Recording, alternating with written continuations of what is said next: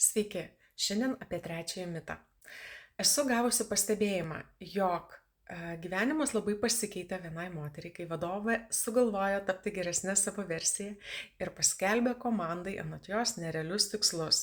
O taip nutiko todėl, kad atsirado visokių kaučerių, kurie įteigė žmogui, jog viskas įmanoma. Tokiose situacijose, imant pavyzdį iš to pačio coachingo, pirma turėjo būti taip, jog tikslus savo žmogus išsikelia pats. Antra, jei tai darbuotojai darosi nepakeliama, siūlau pradėti matuoti situaciją nuo savęs. Ar tas tikslas man įdomus? Gal tai pat pareikalaus iš manęs panaudoti užslėptą potencialą, jei nenoriu bandyti, nei tikėti, kad tai įmanoma, tik piktintis, tada belieka prisimti atsakomybę ir užduoti dar vieną klausimą savo. Ką tai sako apie mane? Ką ši situacija man signalizuoja?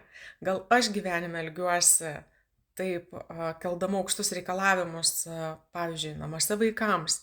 Gal piktinuosi draugais, kurie pasveikina tik sekančią dieną po tikrojo gimtadienio ir taip sureikšminu.